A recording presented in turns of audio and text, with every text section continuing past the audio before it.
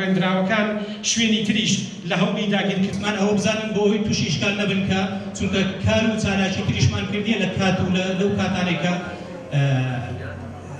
ساڵ ڕۆژی دامەزران نەبوو. بەخێر بێن سەرچاوان ئێستاش وتاری کۆنسەی بەڕێوەبەری کەنەکە لەلایەن بەڕێز کاک خالید قادر دەخوێنرێتەوە بەڕێزیان با بفەرمی.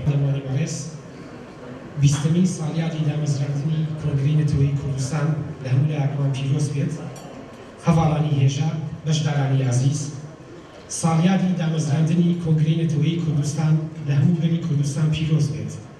لە گیانی هەموو شەهیدانی کوردستان و سەرجەم خانەوادەی شەهیدان پیرۆز بێت. لە هەموو ئەندامانی پێشووتر و نوێ لە هەموو زیندانیان لەسەروی هەمووشیانەوە لە بەڕێز عەبدوڵڵا ئۆجەلان کە پێشنیازی دامەزراندنی کۆنگرەی نەتەوەیی کوردستانی کرد بەردەوام و بەلێبەڕاوی ئەو پرسەی ئەهێنایە بەرباس. تەنانەت لە زیندانیشدا کە چاوی بە پارێزەرەکانی کەوت یەکەم داوای ئەوە بوو کە بۆ دامەزراندنی کۆنگرەی نەتەوەیی کوردستان دەستوبرد بکەین. هەروەها لە هەموو شەڕوانانی ئازادی لە گەلیلا و پێشمەرگە و هێزەکانی پاراستنی گەل پیرۆز بێت. لە ڕوحی و ئەندامانەی کە کۆچی دواییان کرد بەجێیان هێشتی پیرۆز بێت. ئێستا کۆنگرەی نەتەوەیی کوردستان تێکۆشانی ئەندام و دۆست و هاوکارانی پێی ناوەتە 21مین ساڵیادی دامەزراندنیەوە. 20 ساڵ خەباتی بێوچان لە پێناو دۆزی ڕەوای گەلەکەماندا. 20 ساڵ لە هەوڵ و تێکۆشانی بەردەوام لە پێناو یەکڕێزی و یەشێتی نەتەوەیی، لە پێناو دیپلۆماسیەتێکی نەتەوەیی پەیداکردن و فراوانکردنی دۆستایەتی لەگەڵ دۆزی ڕەوای کوردستان تێپەڕاندووە. لەم ماوەیەدا بەبێ دواکەوتن هەموو جڤین و جڤاتە گشتیەکانی خۆی بە شێوەیەکی سیستەماتیک پێکهێناوە. سەدان کۆنفرانسی لەناو دەستگا نێودەوڵەتیەکان و پەرلەمانی وڵاتان لەسەر پرسی کوردستان ڕێخستووە. هەزاران چاوپێکەوتنی دیپلۆماسی بە مەبەستی دروستکردنی لۆبی و ناساندنی دۆزی کوردستان و پشتیوانیکردنی بەڕێوە بردووە. لەسەر ئاستی نەتەوەییش دەیان کۆنفرانس و کۆبوونەوەی ڕاوێژی نەتەوەیی و دیالۆگی ناوخۆیی ڕێخستووە. بووە بە پردێک لە نێوان پارت و ڕێکخرا و کەساحەتیە کوردستانی و پێکهاتە باوەڕی و ئیتنیەکانی کوردستاندا. بێگومان ئەم کارانە هەمووی بە ڕەنج و تێکۆشانی بەردەوامی ئێوە و هەموو ئەندام و دۆستانی کۆنگرەی نەتەوەیی کوردستان بەڕێوە چووە. ئێوە ژنان و پیاوانی تێکۆشەری کوردستان وەک سیاسەتمەدار و نووسەر و ڕووناکبیر و میدیاکار و چالاکوانانی کوردستان بە تەواوی ئاگداری دۆخی کوردستانن کە ئێستا بە قۆناغێکی زۆر تایبەتدا تێدەپەڕێت. قۆناغێک کە سێ سەری هەیە. لە سەرێکەوە سەرکەوتنی گەورە و دەستکەوتی گەورە بەدەست هاتوون. کچان و کوڕانی کوردستان دەوڵەتی خەلافەتی داعشیان تێکشکاند.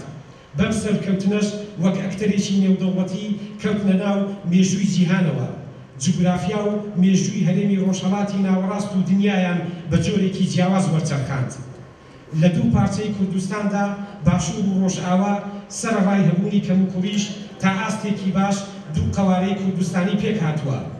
دەستگا و دامەزراوەی خۆبەڕێوەبردن بنیادراوە.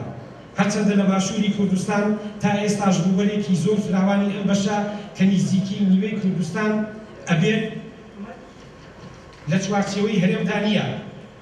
کەرکووک و خورمات و ناوچەکانی دەوروبەری مووسڵ و دیالۆ و سەلاحەدین لەژێر ڕەشەی داگیرکاری و زیاتر گۆڕینی دیموگرافیا و کاولکاریدان. لەسەر حکوومەت و دەسەڵات و گەلی باشووری کوردستان پێویستە بە گوشیاریەوە مامەڵا لەگەڵ ئەو ناوچێ و خەڵکی ڕەسەنی ئەو ناوچەیە بکات. لە باکووری کوردستان شۆڕشی گەل هاوتەریب لەسەر ئاستی چەکداری و سیاسی و جفاکی و کلتوری بەرەو پێش دەچێت.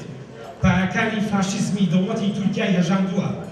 خەباتی گەریلایی و زیندان، خەباتی سیاسی و دیپلۆماسی و پەرلەمانی، مانگرتن لە خواردن و تێکۆشانی شەقام و ژنانی لە چکسپی هەموو یەکانگیر بوون تا ئاستێک دەوڵەتی تورکیایان بە چۆک داهێنا.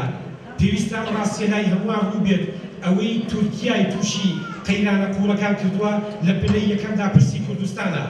نەک تەنها باکووری کوردستان بەڵکو تورکیا هەموو پارچەکانی کوردستان هەموو دەستکەوتەکانی خەڵکی کوردستان وەک هەڕەشە بۆ سەر خۆی ئەبینێ هەوڵی لەناوبردنیان دەدات هەر بۆیە پێویستە هەموو کوردستانیان خاوەنداریەتی و پشتگیری لە شۆڕشی باکوور بکەن لە ڕۆژهەڵاتی کوردستان سەرەڕای زەبر و زەنگی حکوومەتی سێدارە و زیندانیکردن و برسیکردن ولە و هیوای گەلی ڕۆژهەڵات بەرزە تێکۆشانی مەدەنی سیاسی کۆمەڵایەتی دیپلۆماسی بەردەوامە ئاسۆی ئازادی لە بەردەم خەڵکی ڕۆژهەڵاتدا ڕوونە خەڵکی ڕۆژهەڵاتی کوردستان چاوەڕێی یەکڕێزی تەبایی هێزە شۆڕژگێڕیەکانیەتی چاوەڕێی پشتگیری کوردستانیانە بەگشتی لەم بارەیەوە کۆنگرەی نەتەوەیی کوردستان بۆ لێکنیزیکردنەوەی هێز و لایەنە کوردستانیەکانی ڕۆژهەڵات لە هەوڵ تێکۆشانی بەردەوامدایە ڕژێمی ئێران لە قەیرانی قوڵی ناوخۆیی و سیاسی و ئابووری و کۆمەڵایەتیدایە لە قەیرانی دیپلۆماسی و نێودەوڵەتیدایە